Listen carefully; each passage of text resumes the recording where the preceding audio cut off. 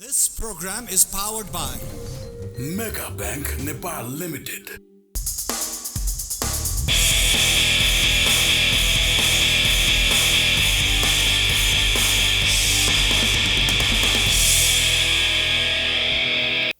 दर्शकबिन नमस्ते। प्राइम संवादमा यहाँलाई स्वागत छ। म कृष्ण मल्ल।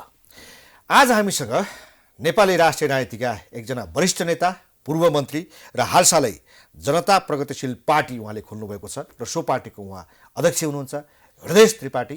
र उहाँले नयाँ पार्टी खोल्नुपर्ने आवश्यकता किन आइपर्यो र स्थानीय तहको निर्वाचन घोषणा गर्ने तयारीमा सरकार लागेको बेलामा उहाँले निर्वाचन अघि स्थानीय तहको सीमाङ्कन र नामाङ्कन गर्नुपर्ने प्रस्ताव अघि सार्नु भएको छ। उहाँको पार्टी सुदृढीकरण र राष्ट्रिय राजनीतिमा देखिएका जो समस्याहरू छन् तिनको निदानको निम्ति उहाँको दृष्टिकोण के छ, हामी यसमा छलफल गर्न गएका छौँ। मैले भने जनता प्रगतिशील पार्टीका अध्यक्ष हृदयेश त्रिपाठी आज हामीसँग हुनुहुन्छ। स्वागत छ यहाँलाई। नमस्ते, धन्यवाद। अब नेपालको राजनीतिमा तपाईँको सक्रियता, तपाईँले पुर्याउनु भएको योगदान, तपाईँका दृष्टिकोणहरू नेपाली जनताले थाहा पाएकै छन्। विभिन्न पार्टीमा आबद्ध हुँदै आउनुभयो, पछिल्लो समयमा स्वतन्त्र राष्ट्रिय राजनीतिको एउटा अभियान पनि चलाउनु भयो र अहिले चाहिँ आफैले एउटा पार्टी खोल्नु भएको छ।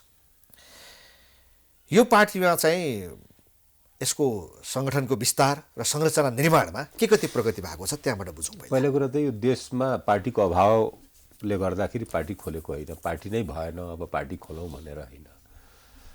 मैले के देखेँ भने वैचारिक राजनीतिक समाप्त भइरहेको अवस्था छ। हामी मुख्यतः ठुला दल बनाउँदाहरूको महाधिवेशन देख्यौँ। त्यहाँ पदमा को जाने त्यसको चाहिँ साह्रै चर्चा भयो, लडाइँ भयो। तर वैचारिक बहस प्रायः शून्य नै थियो, कसैको पनि भएन, न त काङ्ग्रेसको, न एमालेको, न त माओवादीको, न त राप्रपाको। अनि यी पार्टीहरूको के देखियो भने वैचारिक, त्यसका अहिलेको अवस्था के भने वैचारिक बहस प्राय समाप्त भएको अवस्थामा वैचारिक बहस ल्याइदिनु पर्यो भन्ने हिसाबले पनि मैले त्यो गर्न खोजे हो। र अर्को, यो पार्टी कुनै पार्टीको आलोचना गरेर हामी आफूलाई सही साबित गर्ने होइन कि सबैप्रति सम्मान छ। ती विचारका कुराहरू, ती बहसका कुराहरूलाई हामी अगाडि बढाउँछौँ। केही बुदाहरूलाई हामीले अगाडि सार्यौँ, त्यो अनुसारले हामी सम्मान्य प्रधानमन्त्रीलाई एउटा चाहिँ ध्यानाकर्षण पनि मैले पत्र पनि पठाएँ र केही इस्युहरू छ। अब रह्यो सङ्गठनको कुरो त हामी अहिले गठनकै प्रक्रियामा छँदैछौँ। सङ्गठनका ठाउँ ठाउँमा तयारी पनि भइरहेका छन् र हतार मलाई के छैन भने नेता को आउँछ को आउँदैन भन्ने होइन, भन्दा पनि त्यो विचारसँग सहमत भएको व्यक्तिहरू, जमातहरू कति पाउँछन् कतिको आउँदैनन्।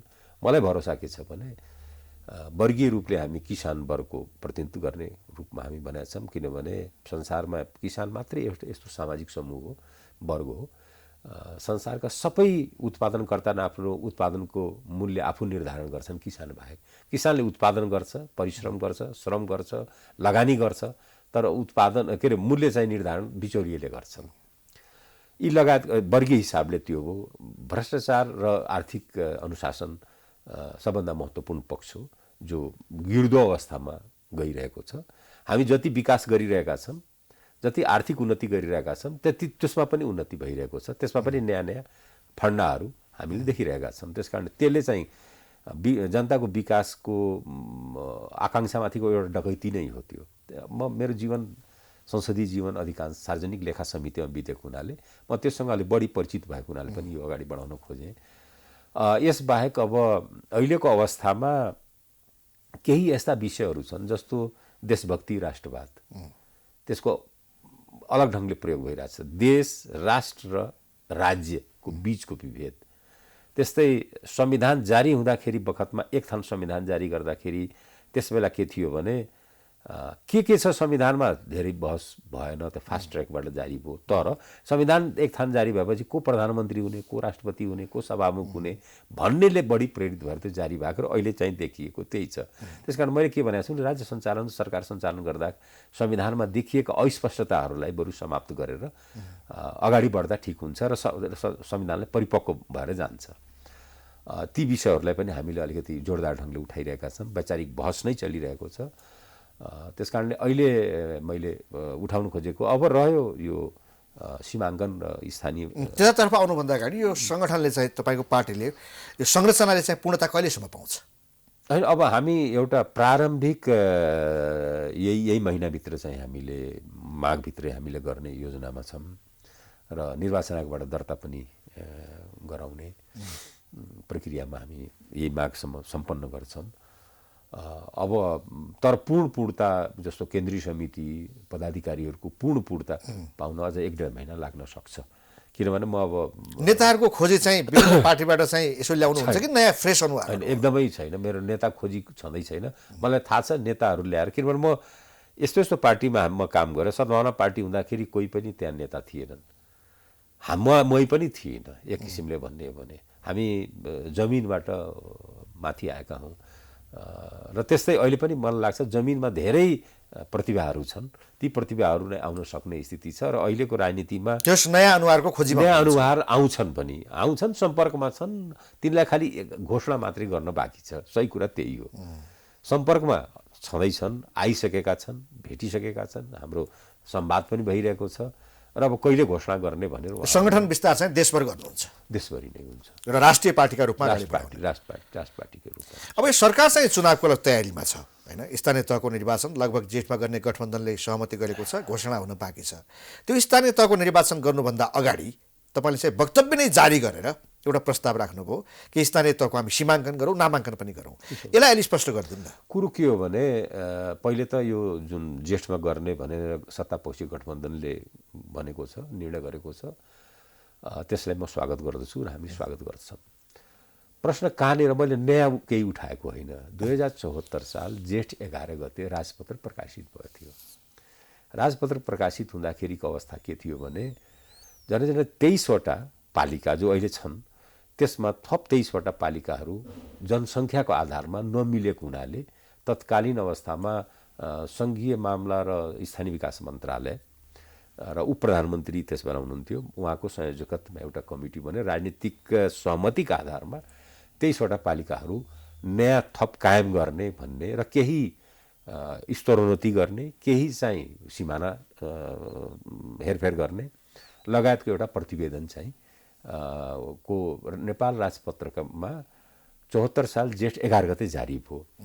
सौभाग्यले त्यसबेला तत्कालीन सचिव अहिलेको वर्तमान प्रमुख निर्वाचन आयुक्त नै हुनुहुन्थ्यो दिनेश कुमार थपलियाजी, उहाँकै हस्ताक्षरबाट त्यो जारी भएको थियो नेपाल राजपत्र। त्यसअनुसार के भयो भने 3 चरणमा चुनाव भइरहेको थियो। पहिलो चरणमा पहाडमा, दोस्रो चरणमा तत्कालीन 1 नम्बर, 5 नम्बर र 7 नम्बर प्रदेशमा। अहिलेको 1 नम्बरै छ, 5 नम्बर लुम्बिनी प्रदेश, 7 नम्बर सुदूरपश्चिम प्रदेशमा दोस्रो चरणमा थियो। तेस्रो चरणमा 2 नम्बर प्रदेश अहिलेको तत्कालीन 2 नम्बर अहिलेको मध्य प्रदेशमा थियो। भयो के भने त्यो 23वटा पालिकाहरू जुन थप नयाँ कायम भएका थिए, 9वटा 2 नम्बर प्रदेशमा भए, त्यो थप भयो पनि र त्यसअनुसार चुनाव पनि भयो, त्यहाँ परिमार्जन पनि भयो, चुनाव पनि भयो त्यो राजपत्र अनुसार। बाँकी 1 नम्बर प्रदेशमा र लुम्बिनी प्रदेश, हालको लुम्बिनी प्रदेशमा र सुदूरपश्चिम प्रदेशमा नयाँ कायम भएको र हेरफेर भएको, स्तरोन्नति भएको जुन प्रतिवेदन थियो त्यसबेलाको राजपत्र, त्यो कार्यान्वयन भएन। चुनावको बहाना देखाइयो कि चुनाव अब अगाडि बढिसकेको छ, भइगयो छोडिदिउँ, अर्को चुनाव हुनुभन्दा अगाडि भविष्यमा गरिएला भन्ने मनसायका साथ गरिए। मैले कुनै नयाँ माग गरेको होइन। आयोगकै सिफारिस छ त्यो बेलाको आयोगमा 74 सालमा जुन जेठ 11 गते जुन जारी भएको थियो राजपत्र, त्यो अनुसारले अब 2 नम्बरमा त भयो, थपिएको अनुसार नै भयो। अब 14वटा जुन बाँकी छन्, जसमा मलाई लाग्छ 1 नम्बरमा 2टा छ, 11वटा चाहिँ लुम्बिनी प्रदेशमा छ, त्यसपछि चाहिँ सुदूरपश्चिममा चाहिँ एउटा छ कैलालीमा थप गर्नुपर्ने। भनेपछि यो 14वटा जुन बाँकी छ त्यसलाई पनि जुन त्यसले सिफारिस गरेको, सीमाङ्कन पनि गरेको छ, रेखाङ्कन पनि गरेको छ, जनसङ्ख्या पनि अनुपात मिलाएको छ, नामाकरण पनि गरेको छ, त्यसलाई अब लागू गरेर अनि चुनावमा जाँदाखेरि सजिलो हुन्छ। यस कारण म भन्दैछु कृष्णबाबु, यो किनभने यो आउँदो चुनावमा त्यो बाधा व्यवधानको कारण बन्न सक्छ है। कसरी? त्यही त म त्यो सोध्नेवाला नै थिएँ, बाधा व्यवधान कसरी हुँदो रहेछ? किनभने सबैलाई थाहा छ, जस्तो नवलपरासीमा 4वटा थप भएको थियो, सुदूरपश्चिम नवलपरासी, अहिलेको नवलपरासीमा। सुनसरीमा 2टा थप भएको थियो, कपिलवस्तुमा थप भएको थियो, रूपन्देहीमा थप भएको थियो, कायम भएको, बाँकेमा थप भएको थियो, कैलालीमा थप भएको, त्यहाँको जनतालाई त थाहा छ नि त्यो थप भएको त्यस बेला। भने अब त्यस बेला के भनियो भने आउँदो चुनाव आगामी चुनाव अहिले छोडिदिउँ, अहिले चुनाव अगाडि बढिसक्यो, यसलाई बाधा व्यवधान नगरौँ, तर आउँदो चुनावपछि चाहिँ यसलाई हुनुभन्दा अगाडि यसलाई कायम गरिनेछ भनेपछि त्यहाँको त अधिकार र जुन आयोगले दिएको त्यो पनि मागभन्दा पनि आयोगले निर्धारित गरेको, त्यो पनि सरकारले आयोग राजनीतिक सहमतिको आधारमा भएको छ है। फेरि कुनै राजनीतिक दल भाग्न पाउँदैनन्। अहिलेका मेजर राजनीतिक दल काङ्ग्रेस होस्, एमाले होस्, माओवादी होस्, जोसुकै राजनीतिक दल छन् अहिले, त्यसबेला रहेका राजनीतिक दल भाग्न पाउँदैनन्। तिनीहरूको अनुसार त्यहाँ के हुन्छ भने हाम्रो जुन पालो आयो, जब हाम्रो चाहिँ बढ्ने, हामी काम जुन नयाँ गरेका छौँ त्यो नगरिकन कसरी चुनावमा जाने त भन्ने एउटा स्थानीय आन्दोलनहरू सृजना हुन सक्ने मैले आधार देखिरहेको छु। यो अन्य राजनीतिक दलहरूले यो कुरा बिर्सेका छन्, उनीहरूले अथवा बिर्से जस्तो गरेका छन्। अन्य राजनीतिक दल धेरै सम्झाइरहनु भएको छ, धेरै बिर्सेका छन्। अन्य राजनीतिक दल यो मात्रै बिर्सेका छैनन्, अन्य राजनीतिक दल यो पनि बिर्सेका छन् कि संविधान कार्यान्वयन गर्दाखेरि, सरकार सञ्चालन गर्दाखेरि संविधानमा देखिएका बाधा व्यवधानलाई हटाउँ, अगाडि बढाउँ। कानुन जस्तो स्थानीय तहकै विषयमा म एउटा उदाहरण दिन्छु। संविधानमा एउटा व्यवस्था छ, कानुनमा एउटा व्यवस्था छ, ऐनमा एउटा व्यवस्था छ हैन। अब अहिलेलाई चलाइदिउँ यार, अर्को वर्ष देखा जाएगा भने भावी पिँढीलाई हामीले एउटा सङ्कटमा पार्ने गरी द्वन्द्व हामीले हस्तान्तरण गर्दैछौँ, सङ्कट हस्तान्तरण गर्दैछौँ। त्यो मध्येमा परिन त्यो राजनीतिक अन्य राजनीतिक दललाई त छिटछिटो चुनाव गरेर हतार गरेर यो हुन्छ हुन्छ भनेर एउटा त्यो मुडमा छन्। त्यहाँ कहीँ कहीँ अपराधबोध पनि छ, अपराधबोध पनि छ, लघुताभास पनि छ। त्यसले गर्दाखेरि समस्यालाई पन्छ्याएर होइन कि समस्या हल गरेर जानुपर्छ भन्ने हिसाबले हामी जानुपर्छ भन्ने मेरो भनाइ हो। अहिलेको मैले जुन उठाएको विषय नयाँ होइन, तत्कालीन अवस्थामा भएकै कुरा हुन्, राजपत्रमा प्रकाशित हो, मान्छेमा आकांक्षा। तपाईले यो कुरा स्मरण गराइदिनु भयो, तर सरकारले अन्य सत्तारूढ राजनीतिक दलहरूले यो विषयलाई त्यति महत्त्व दिएका छैनन्। अब चुनाव जेठमा गर्ने हो भने उनीहरूले यो नामाङ्कन सीमाङ्कन गर्लान् भन्ने सम्भावना पनि देखिँदैन। तपाईँले अलिक थ्रेट चाहिँ के गरिदिनु भयो भने बाधा हुन सक्छ, आन्दोलन उठ्न सक्छ भनेर। त्यो आन्दोलन चाहिँ कसले उठाउने हो? होइन, त्यहाँ मै उठाउँछु भन्न खोज्नु यसो भयो, लोकल उठ्छ यहाँ जस्तो लोकल पिपुल उनीहरूलाई कसले लिड गर्छ? एउटा नेतृत्व चाहियो। त्यहाँको यसो भयो जस्तो 4वटा पालिका हामी कहाँ बढ्ने भयो भनेपछि 4वटा मेयर बढ्ने भए, 4वटा उपमेयर बढ्ने भए, अब 36वटा 40वटा चाहिँ वडाध्यक्षहरू बढ्ने भए, त्यो राजनीतिक कार्यकर्ताहरू र एक अर्को सुविधाको हिसाबले भन्ने हो भने जनसङ्ख्याको हिसाबले सुविधाको हिसाबले अहिले नमिलेको जुन पालिकाहरू छ, आनका तान बनेका छन्, तिनलाई सुधार गरिया छ त्यसमा भनेपछि त्यो स्वाभाविक त्यहाँका स्थानीयले नै उठाइहाल्छ नि। त्यो त कहीँ कहीँ मर्मरिङ छ है। फेरि त्यो मैले त्यसै भनेको होइन। त्यो आन्दोलन उठ्यो भने अथवा उठाउनुको निम्ति तपाईँ भूमिका खेल्नुहुन्छ? अनि म चाहिँ आन्दोलन भन्दा पनि मेरो के छ भने यो चाहिँ होस्, होइन भने चुनाव चाहिँ बिथोलिन सक्छ। चुनाव बिथोलियो भने राम्रो हुँदैन। फेरि त्यसलाई म अलिक ठाडो भाषामा राजनीतिक डिरेल हुन्छ। यो भएन भने चुनाव बिथोल्छु म भन्ने किसिमको भाषा त होइन। होइन, मेरो होइन, म त्यस्तो गैरजिम्मेवार काम गर्दिनँ। परिस्थिति जन्य जे देखिन्छ त्यसको विश्लेषण मात्रै गर्दिनु। त्यस्तो गैरजिम्मेवार काम चाहिँ आन्दोलनको थ्रेट देखाएर आफ्नो चाहिँ औचित्य स्थापित गर्ने भनेर म गर्दिनँ। यस परिस्थिति देखाएर सरकारलाई सम्झाइदिनु। स्थिति यो हो, सक्दैनौ तिमीहरू चुनाव, कम्तीमा पनि यी जुन मैले ठाउँ भनिरहेको छु जस्तो प्रदेश 1 लुम्बिनी र सुदूरपश्चिममा कम्तीमा आन्दोलन उठ्छ। कसैले रोक्न हामीले स्थानीय तहको नामाङ्कन सीमाङ्कन यदि गरेनौँ भने होइन, त्यो त भइसक्यो, कार्यान्वयन गर्ने काम। 2 नम्बरमा 9वटा कार्यान्वयन भयो, 9वटा त्यहाँ थप कायम भएछ। 2 नम्बरमा कार्यान्वयन भएर त्यही अनुसार चुनाव पनि भयो। बाँकी ठाउँमा चाहिँ जस्तो 1 नम्बर लुम्बिनी प्रदेश र सुदूरपश्चिममा का जिल्लामा जहाँ त्यो आयोगले दिएको प्रतिवेदन र राजपत्रमा प्रकाशित भएको सूचना कार्यान्वयन भएको छैन, त्यो कार्यान्वयन होस्, त्यति मात्रै हो। ल ठिक छ, अब गभर्मेन्टले पक्कै पनि ध्यान देला, केही न केही यसमा होला। नभए उनीहरूले आन्दोलन अथवा कुनै बाधा व्यवधान भएछ भने त्यसलाई उनीहरूले फेस गर्नुपर्ने परिस्थिति बन्ला। अब अर्को के छ भने अब अहिले गठबन्धनको संस्कृति छ, चुनाव त आइसक्यो, चुनावभन्दा अगाडि नै यहाँले आफ्नो पार्टी जन्माउनु भएको छ।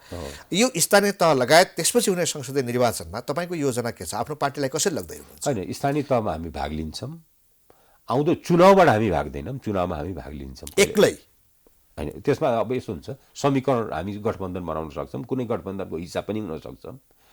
अहिलेसम्मको हाम्रो राजनीतिक यात्रा गएको चुनावको के हो भने स्वतन्त्र राजनीतिक समूहले नेकपा एमाले हो सँग चुनावी तालमेल गरेर उसको चिन्ह समेत हामी प्रयोग गरेका थियौँ किनभने त्यसबेला हठात स्वतन्त्र राजनीतिक समूह बनेको थियो पार्टी दर्ता गराउने सङ्गठन दर्ता गराउने अवस्था थिएन त्यस कारण हाम्रो निकटतम भनेको त्यस बेलाको तत्कालीन वाम गठबन्धनमै हामी हिस्सा भएर हामीले चुनावमा भाग लिएका हौँ सबभन्दा निकटतम भनेको नेकपा एमाले नै हो त्यो सहकार्य गरिसकेको हुनाले आजका मितिमा पनि सहकार्य लुकाउनु पर्ने केही छैन नेकपा एमालेसँग नै हाम्रो सहकार्यको चाहिँ त्यो हुन्छ प्रश्न के छ भने केही यस्ता विषयहरू छन् जो हाम्रा नितान्त मौलिक विषयहरू हुन् देशको लागि देशको अर्थतन्त्रको विषयमा वर्गीय हिसाबले किसानको विषयमा संविधानमा देखिएका यी बाधा अप्ठ्याराहरूलाई हटाउने जस्तो चुनाव भएको 3 महिनासम्म निर्वाचित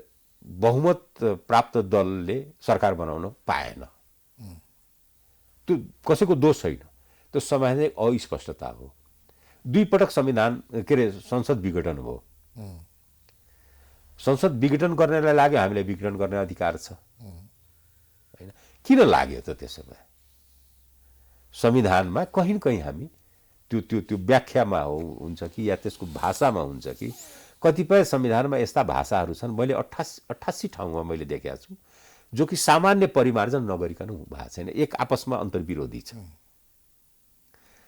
कानुन संविधानसँग बाजिएका कानुनहरू धेरै छन् अझै पनि छन् अहिले अहिले भर्खरै चर्चा गऱ्यौँ पनि यी सबै विषयमा गम्भीरतापूर्वक राजनीतिक दलहरूले सोच्ने कामै गरेका छैनन् सब आफ्नै गुट चलाउनमा पार्टी चलाउनमा सङ्गठन चलाउनमा सबै त्यसैमा लिप्त छन् वैचारिक बहस समाप्त भएको छ सबभन्दा समस्या के भने र यो संसद छ चलिरहेको छैन सरकार छ बन्यो बन्न गाह्रो बनेपछि चल्न गाह्रो अहिले पनि गठबन्धनको एउटा के थियो भने तपाईले अर्को मैले अदालतको कुरा गर्दैछु अदालत चाहिँ मलाई लाग्छ नेपालको इतिहासमा यति बदनाम भएर गएको कहिले पनि होइन बार र बेन्चको झगडा बेन्चभित्रै पनि विवाद भने डिरेल भइसकेको छ न्यायमूर्तिमाथि विश्वासै हराउन थालिसक्यो डिरेल भइसक्यो भनेपछि यो समग्रतामा हामीले अर्थतन्त्रको अवस्था झन् नाजुक छ विस्फोटक अवस्थामा आउँदैछ अर्थतन्त्र विकास खर्च भएन भनेर हामीले भनिरहेका छौँ हो पनि भएको पनि छैन सवाल के छ भने जुन अर्थ मन्त्रालयले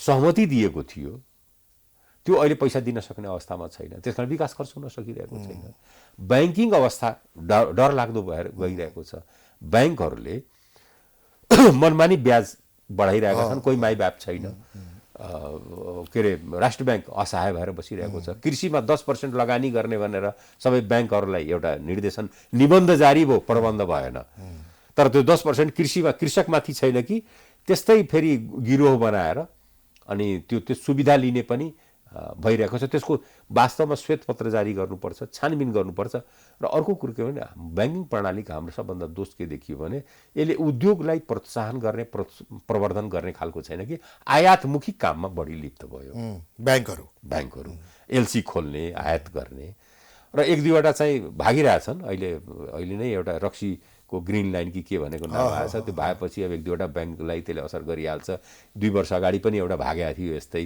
किनभने जुन ढङ्गको ब्याङ्किङ कारोबार भइरहेछ एक अर्को ब्याङ्क हिजो उद्यमीहरू थिए मैले धेरै उद्यमीसँग कुरा गरेँ उनीहरूले उद्योग लगाउँथे पहिले चाहे गोल्छा ग्रुप होस् खेतान ग्रुप होस् हमाते ग्रुप होस् विभिन्न ग्रुपहरू छन् उद्योग लगाउँथे अनि उनीहरूले के भने उद्योग लगाउन सबभन्दा जोखिम छ एक त हाम्रो नीतिले उद्योग मैत्री नीति छैन नेपालको बदलिरहन्छ उद्योग लगाउनु भने कष्टकारक काम हो अब त्यसकारणले सबभन्दा सजिलो के छ भने ब्याङ्क खोल्नु नाफा आइरहन्छ शुद्ध नाफा छ टाई लगाए चट्ट एकदम हिरो भएर बस्यो र रमाइलो कुरा के छ भने म भन्छु एलसी काण्डमा जो म लेखा समिति सभापति हुँदाखेरि हामी छानबिन गरेको एलसी काण्डमा विभिन्न ब्याङ्कमा जो दोषी देखिएका थिए ती अधिकांश विभिन्न ब्याङ्कका सिओ भएर देखा परे विभिन्न ब्याङ्कमा त्यसबेला दोषी देखिएकाहरू यी रिकर्डहरू आफ्नो मैले भन्न खोजे यी ब्याङ्कहरूकै गलत नीति र यिनीहरूका व्यवहारहरूका कारण देशको अर्थतन्त्र चाहिँ गम्भीर सङ्कटमा गयो जान्छ अब गइसकेका छ त्यो त्यसको निम्ति ब्याङ्कहरू नै दोषी भए यसो हो राष्ट्र ब्याङ्क मूल दोषी हो राष्ट्र ब्याङ्कले अनुगमन गर्ने हो राष्ट्र ब्याङ्कले गर्न सकेका छैन सरकारको नीति दोषी छ किनभने आयातमुखी अब अहिले हामी तस्करी गर्नेलाई सुविधा हुने सामानको आयात गरिरहेका हुन्छौँ। मटर किन चाहियो, पोस्ता दाना कहाँ खपत हुन्छ? जे चिजको सबैभन्दा बढी तस्करी हुन्छ हामी आयात त्यसै गर्दैछौँ। एक्ज्याक्टली। र ब्याङ्कहरू त्यसमा सुविधा किन छ भने उनीहरू एलसी खोलिरहेका हुन्छन्।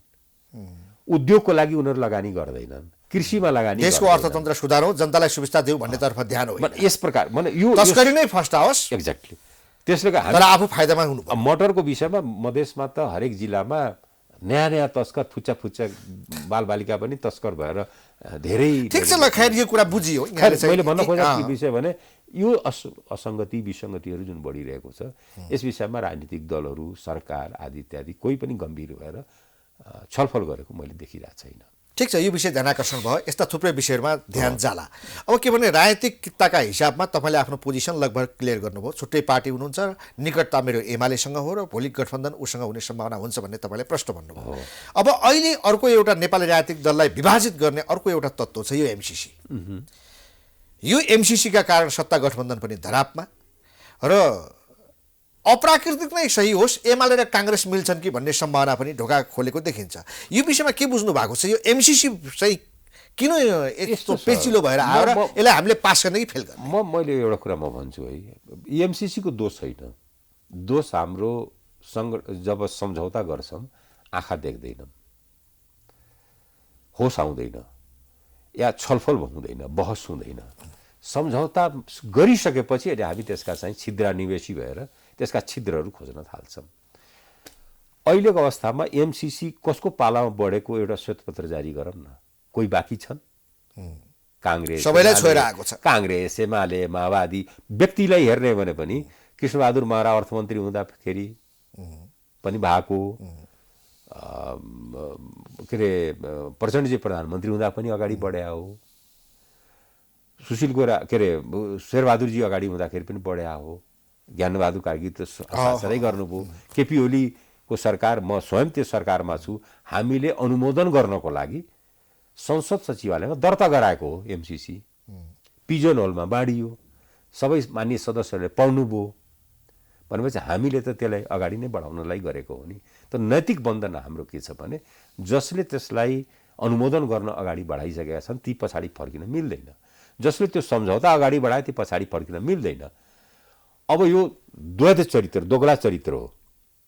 एक ठाउँमा चाहिँ सम्झौता गर्ने र यसले हाम्रो अन्तर्राष्ट्रिय विश्वसनीयतामाथि समाप्त गर्छ। कसले नेपालसँग सम्झौता गर्छ? नेपाली राज्य, नेपाली सरकारसँग कसले सम्झौता गर्छ? यस निष्कर्षमा हामीले यसलाई पास गर्नुपर्छ, यो राष्ट्रिय हितमै छ भन्ने तपाईँको निचोड हो। अनि त्यसलाई अब सम्झौता गरिसकेपछि अनुमोदनको हामीले आफैले व्यवस्था गऱ्यौँ, फेरि उसले मागेको पनि होइन। यथार्थ कुरो म के भन्छु भने तत्कालीन अर्थमन्त्रीले यसलाई के गर्नुपर्छ भने कानुन मन्त्रालयमा पठाउनु भयो, कानुन मन्त्रालयले अनुमोदन गराउनु पर्छ भनेर, यो सम्झौता हो अनुमोदन गराउनु पर्छ भनेर राय दियो। सम्झौतामा उल्लेख भएको चिज भन्दा पनि त्यो अलग राय दियो। राय दिइसकेपछि अनि हामीले अनुमोदनको लागि चाहिँ हामी संसद सचिवालयमा दर्ता गरायौँ। सभामुखले मान्नु भएन, त्यस बेला कृष्णबहादुर महरा सभामुख हुनुहुन्थ्यो। उहाँ आफै अर्थमन्त्री हुँदाखेरि अगाडि बढाएको छ होइन। दोहोरो चरित्रधारी नेताहरू, मलाई कता कता के लाग्छ भने एउटा कुरा म भनौँ, आज चाहिँ प्रचण्ड र माधव नेपालका कारण पनि अलिकति हलो अड्क्या हो कि भन्ने देखिन्छ एमसिसीका सन्दर्भमा। कुरो होइन, उनीहरू पनि डुएल हुन्। म एउटा कुरा, उनीहरू त पार्टीको लिडर हुन्, डुएल हुन् है। यदि यो अहिले गरे भने डुएल हुन्, उनीहरूको पालामा पनि बढायो। आफ्नो पालामा बढाउने होइन। एउटा कुरा म भन्छु, उनीहरूले खोजेको कुरा के रहेछ? दोहोरो चरित्र देखाएर उहाँले के चिज प्राप्ति गर्न खोजेका रहेछ? एउटा कुरा म अलिकति यो बुझ्ने भाषा भन्दा पनि अलिकति साङ्केतिक भाषामा भन्छु। हाम्रो राष्ट्रिय आयामभन्दा अन्तर्राष्ट्रिय आयामले काम गरिरहेको छ, नम्बर 1। एउटा कुरा अर्को पनि म भन्छु, मलाई लाग्छ प्राइममै भनेको थिएँ मैले, अमेरिका इन्डिया होइन है, भारत होइन। भारतलाई हामी जति जिस्काए पनि जे गरे पनि चल भाइ आफ्नो भाइ हो भनेर उसले चाहिँ गर्छ। अमेरिकाले दण्डित गर्छ है। अमेरिकाले सम्झौता तपाईँ किन गर्नुभयो? यो कुरालाई प्रश्न गरिदिनु त। यदि हामीले एमसिसी पास गरेनौँ भने अमेरिकाले हामीलाई गर्ने दण्ड कस्तो हुन्छ? अमेरिकाले दण्डित गर्नु अमेरिकासँगको प्रभाव के पर्छ भने योसँग सम्झौता गर्नुहुन्न, पहिले त यो मेसेज जान्छ। नेपाली राज्य अविश्वसनीय छ, धूर्तहरूको राज्य हो, दोगला चरित्रधारीहरूको राज्य हो, योसँग सम्झौता गर्न हुन्न भने अन्तर्राष्ट्रिय म्याचेस व्यापक रूपले जान्छ, किनभने अमेरिकासँगको घटना भएको हुनाले यो क्षेत्रमा मात्रै सीमित रहँदैन, अन्तर्राष्ट्रिय उसमा जान्छ। एक पश्चिमाहरू जापान भयो जो हाम्रा सबभन्दा त्यो सबै त्यसबाट प्रभावित स्वाभाविक रूपले हुन्छन्। विश्व ब्याङ्क, एडिबी, आइएमएफ जो हाम्रा यो अनुदान दिन्छन् दात्री संस्थाहरू हुन्, तिनीहरू त्यसबाट प्रभावित हुन्छन् कि यिनीहरूसँग एग्रिमेन्ट नै गर्न त भोलिको दिनमा हामीलाई नआउन सक्छ सहयोग भनेपछि अब त्यसको इम्प्याक्ट त पर्छ। मान्छेले श्रीलङ्काको कुरा गर्छन्, हो श्रीलङ्कामा भयो के हो, आज उसको आर्थिक अवस्था कस्तो छ। मेरो एकजना साथी कुमारन भन्ने एमपी छन्, पुराना मेरा साथी हुन्, तिनले भने तिमीहरूले यो गल्ती नगर्नु है, एमसिसी पास तिमीहरूले सम्झौता गरेछौ भने पास गर्नु विकल्प छैन, किनभने हामी फस्यौँ। उसले यस्तो घेराबन्दी गरिदिन्छ कि हामीलाई उसले गरेको होइन। मित्रराष्ट्र चीनले उसको एउटा बन्दरगाह लिदियो नि, किन लियो? पैसा नआएपछि। जस्तो हाम्रै पनि स्वास्थ्य, शिक्षा लगायतका सबै क्षेत्रहरू धराशायी भएर जान्छन्, किनभने त्यो कमिटमेन्टहरू वर्ल्ड ब्याङ्क आदि इत्यादिले गरेनन् भने कहाँ जान्छ त त्यसो? आज संसद अवरुद्ध हुनु, न्यायालय ध्वस्त हुनु, यी सबै चिजका पछाडि पनि यो एमसिसीलाई जोडेर हेर्न थालिएको छ। त्यति पनि होइन, त्यो हाम्रो प्रवृत्ति हो, हामी नालायकको जमात हो। राजनीतिक नेताहरू भनेको प्रधानमन्त्री 10 चोटि भएको हुन्, एभरेज मैले देखाएको छु। म सँगसँगै काम गरेको भएको हुनाले मलाई थाहा छ, मेरो विषयमा उहाँहरूलाई पनि थाहा छ, उहाँहरूको विषयमा मलाई पनि ठिक छ। एउटा स्पष्ट के गर्नु पर्यो भने अघि यहाँले अन्तर्राष्ट्रिय आयामहरू भनेर साङ्केतिक रूपमा भन्नु खोज्नुभयो, त्यसलाई म अझै प्रश्नाउँछु। यो एमसिसी भन्ने कुरा अमेरिकाले हामीलाई दिइरहेको छ, हामीलाई पास गर्नु तर चीनले चाहिँ मन पराएको छैन। यो चीन विरोधी परियोजना भनेर व्याख्या गरिँदैछ। अन्तर्राष्ट्रिय आयाम भनेर कहीँ कतै यहाँले चीनको प्रभावमा परेकाहरू, चीनको एजेन्टका रूपमा काम गरेकाहरूले यसलाई रोक्न खोजे भन्ने भनेको शब्द म प्रयोग गर्दिनँ। यो शब्द बडा वाहियात शब्द हो। त्यो वास्तवमा एजेन्ट भने शब्द प्रमाणित भयो भने त्यसलाई त जेलमा हालिदिनुपर्छ होइन। एजेन्ट भनेको कुरो चाहिँ त्यो राम्रो मान्दिनँ, किन हामी कहाँ 2-3वटा शब्द बडा हल्का ढङ्गले प्रयोग हुन्छ। राष्ट्रघाती भएपछि त जेलमा बस्नु पर्यो, प्रमाणित हुनु पर्यो होइन। फलाम त राष्ट्रघाती हो भने यहाँ चाहिँ भाषण गरिरहेका हुन्छन्, संसदमा बोलेका हुन्छन्, आमसभामा मै हुँ भनेर नेताहरूले बोलेको मैले देख्छु होइन। त्यो शब्द भनेको ब्रह्म हो, त्यसको चाहिँ धेरै धेरै दुरुपयोग गर्नुहुन्न। शब्द भनेको सोचेर बोल्नुपर्छ। म फेरि संसदवादी भएको हुनाले, संसदीय राजनीति गर्ने भएको हुनाले, मैले अलिकति संसदीय अभ्यासमा विश्वास गर्ने भएको हुनाले यी शब्दहरूमा अलिकति गर्छ। एजेन्ट हो, फलानाको यो हो भने त्यो प्रश्न कहाँनिर हो भने मलाई के लाग्छ भने हाम्रो विश्वसनीयता समाप्त हुन्छ कि हुँदैन, यसले पार्ने प्रभाव के हो त? त्यसो भए नाही त कसैले भन्न सक्दैन। चीनका कारण एमसिसी पास हुनमा ढिलाइ भयो कि होइन? अब यो त मसँग चीनसँग पनि कुरा भएको छैन, अमेरिकासँग पनि कुरा भएको छैन। अन्तर्राष्ट्रिय आयामहरू भन्नुभएको अनि अन्तर्राष्ट्रिय आयाम कहीँ हाम्रो राष्ट्रभन्दा अन्तर्राष्ट्रिय आयाम, किनभने यो त अमेरिकाले अनुदान दिन खोज्यो। म यस मानेमा अलिकति बढी यस बेलामा मलाई जानकारी किन छ भने एमसिए को पहिलो चिफ म भौतिक मन्त्री हुँदा सचिव जो हुनुहुन्थ्यो तुलसी सोटौला, उहाँ हुनुहुन्थ्यो। त्यसकारण मलाई सुरुदेखि अलिकति जानकारी छ यस विषयमा। हामीले गर्न खोज्या भने पहिले धेरै त्यो अनुदानको रकम धेरैमा छरिन खोजिया थियो। पछि आएर के भयो भने होइन, 2टामा मात्रै लगानी गरौँ। एउटा चाहिँ बाटोमा बुटोलदेखि पश्चिम दाङसम्म 4 लेन विस्तार गर्नेमा, एउटा चाहिँ यो ट्रान्समिसन लाइन निर्माण गर्नेमा अन्तर्राष्ट्रिय। किनभने पूर्वमा ट्रान्समिसन ढल्केवार र मुजफ्फरनगर छ, पश्चिममा धेरै यो कालीगण्डकी कोरिडोरमा धेरै जलविद्युत योजनाहरू आइसके, उत्पादनमा आइसकेपछि त्यो हामी सबै उत्पादन हामीले खपत गर्न सक्ने अवस्था छैन, त्यो निर्यात हामीले गर्नै पर्छ। निर्यात गर्नाले एउटा चाहिँ ट्रान्समिसन लाइन हामी इन्डियासँग जोड्नुपर्छ। जस्तो पूर्वमा एउटा छँदैछ, पश्चिममा एउटा जोड्नुपर्छ भनेर बुटवल गोरखपुर लगायतका जुन अहिले त्यस एमसिसी परियोजनाको पैसाबाट त्यो गर्नुपर्छ भनेर भन्यो। अब त्यसपछि भारतको सहमति लिनुपर्छ भनेर धेरै कुरा उठाए। अब त्यो बडा सिम्पल कुरा, यस्तो 20औँवटा सम्झौता यो देशले 20औँ होइन दर्जनौँ अझ बढी होला, विश्व ब्याङ्क, एडिबी आदि इत्यादि द्विराष्ट्रिय सम्झौता सबै गरेका छ। यो बढी चर्चामा आयो। किन बढी चर्चामा आयो? संसदबाट पास गर्नुपर्ने भन्ने कुराहरू ल्याए, त्यसले बढी चर्चामा आयो। यस्ता यही मापदण्ड। अब एउटा के गरिदिनु पर्यो भने यो एमसिसीका कारण हाम्रो नेपालको जो इन्टरनल पोलिटिकल डाइनामिक्स हुन्छ, यो डाइनामिक्स नै चेन्ज हुन्छ कि अघि मैले भनेको थिएँ, अब सत्ता गठबन्धन धर्मर छ।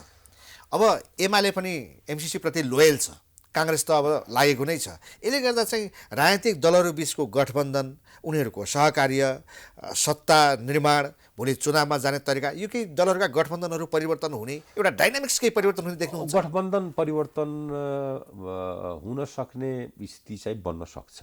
एउटा कुरा मलाई के लाग्छ भने गठबन्धन एमसिसीलाई लिएर गठबन्धनमा ठुलो तनाव छ। अहिलेको सत्तापक्षी गठबन्धनमा गठबन्धन टुट्न पनि सक्छ। टुटिसकेपछि प्रधानमन्त्रीसँग दुईवटा विकल्प। प्रधानमन्त्री अहिले शेरबहादुरजी बडा राहतको पोजिसनमा हुनुहुन्छ। सरकार यिनीहरूसँग मिलेर बनाउनु भयो, एमसिसी एमालेसँग मिलेर पास गर्न सक्नुहुन्छ र पास गर्दाखेरि दुईटाको अलग अलग शर्त हुन्छन्। यिनीहरूसँग शर्त के भने चुनावमा सँगै जाउँ भनेर शर्त आइसक्यो, गठबन्धन बनाएर चुनावमा जाउँ भन्ने शर्त आइसक्यो यो माओवादी र माधवजीको पार्टी समाजवादीसँग। एमालेसँगको के हुनसक्छ भने अर्ली इलेक्सनमा जाउँ न, किनभने उहाँले दुईचोटि विघटन गराउनु भएको हुनाले पुरा कार्यकालसम्म गयो भने आफ्नो विघटन चाहिँ अलिकति त्यसको औचित्य पुष्टि, अब त्यो नकली औचित्य हो, सकली होइन। सत्य कुरो सत्य भन्नुपर्छ होइन। तर के भने मन शान्तिको लागि पनि चल भाइ अर्ली इलेक्सन भए पनि अलिकति ल 2-4 महिना भए पनि यसो कार्यकाल पुरा नहुँदै केही समय अगाडि भए पनि संसद चल्दैन, यो संसद काम लाग्दैन, यो संसद यो भएको हुनाले चुनावमा गएको भन्ने जुन तर्क हो, त्यो तर्कलाई त फेरि पुष्टि भयो नि भन्ने एउटा चाहिँ इज्जत बचाउ कार्यक्रम, ठ्याक्कै इज्जत बचाउ कार्यक्रमको लागि पनि काम लाग्छ। त्यसकारणले मलाई लाग्छ एउटासँग गठबन्धन गरेर एक ढङ्गले प्रधानमन्त्री गइराख्नु भएको छ, अर्कोसँग गठबन्धन गरेर अर्को कोर्स अगाडि बढाउन सक्नुहुन्छ। अनि सरकार चाहिँ चलिरहन्छ, यो यही गठबन्धनले चलाइरहन्छ। प्रधानमन्त्री त उहाँ नै हुने स्थिति छ। सरकार अब यो रहन्छ कि रहँदैन म भन्न सक्दिनँ। एमाले सरकारमा नजान पनि सक्छ, एमाले बाहिरबाट पनि सपोर्ट गर्न सक्छ। किन एउटा कुरा के बुझ्नुपर्छ भने म एउटा भनौँ है, यो संविधान जारी भइसकेपछि संवैधानिक जुन त्रुटिहरू छन्, कानुनी त्रुटिहरू छन् र प्रशासन यन्त्रको जुन बनावट छ, यस विषयमा म छुट्टै बहस गर्न सक्छु। त्यसले कुनै पनि सरकारलाई लोकप्रिय हुन दिँदैन। यो सबैले बुझेका छन्, सबै सरकारमा बसिसकेका छन्, सबैले बुझिसकेका छन्। यस्तो प्रशासन यन्त्रको बनावट, यस्तो राज्यको बनावट, किनभने हामीले के गर्यौँ भने हामीले भ्रम दियौँ राज्यको पुनर्संरचना गरियो भनेर, तर यथार्थमा त्यो भौगोलिक पुनर्संरचना गरियो। भूगोलको पुनर्संरचनालाई हामी राज्यको पुनर्संरचना भनेर खुब चाहिँ दम्ब गरेर बस्यौँ। समस्या त्यहाँ छ। फोहोरो अनुहारमा छाम ऐना पुछिरहेछौँ हामी धडाधड, त्यो होइन।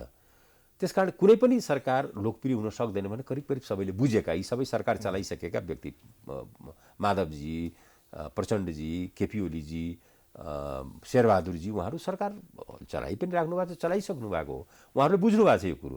त्यसकारण मलाई के लाग्छ भने एमाले फेरि सरकारमा सामेल हुने गल्ती गर्दैन होला, किनभने त्यसको फेरि दोष भागी र एउटा चाहिँ यहाँ त जनमत आफ्नो प्रभावमा एमाले समर्थन जाहेर गरेर कांग्रेसको सरकार चलिरहन्छ, प्रचण्ड र माधव बाहिरिन सक्छ। अब बाहिरिन सक्दाखेरि प्रचण्ड माधवलाई बाहिरिनुमा एमालेलाई डबल सन्तुष्टि छ हैन, डबल सन्तुष्टि भनौँ न। अब एउटा आनन्द त छँदैछ, अर्को आनन्द के भने ल आफ्ना एउटा प्रतिशोधी जोसँग बढी छ यसलाई सडकमा यिनी पनि ल्याइयो, राजनीतिक लाभ पनि हुने भयो भनेर एउटा कुरा त्यो पनि हुनसक्छ। त्यसकारण त्यसको सम्भावना यसलाई इन्कार गर्न सकिन्न। एमसिसी वास्तवमा यो त सबै राजनीतिक दलहरूले अहिले जो नेताहरू छन् उहाँहरूको सबैको प्रयासले अगाडि बढाएको हो। उहाँहरू इमान्दार भइदिने भने यो समस्या होइन, तर उहाँहरूको चाहिँ दोहोरो चरित्रले गर्दा यो समस्या जन्मिया छ र त्यसले गर्दा राजनीतिमा अहिले यी कोर्सहरू बदलिन सक्छ। हुन्छ, मेरा प्रश्नहरू पनि थिए, भोलिका दिनमा फेरि संवाद गरौँला, समय दिनुभयो, धन्यवाद। दर्शकवृन्द, प्राइम संवादमा हामीसँग जनता प्रगतिशील पार्टीका अध्यक्ष एवं पूर्व मन्त्री हृदय त्रिपाठी हुनुहुन्थ्यो। उहाँसँगको कुराकानी सकिन्छ। हामी सबैलाई बिदा दिनुहोस्।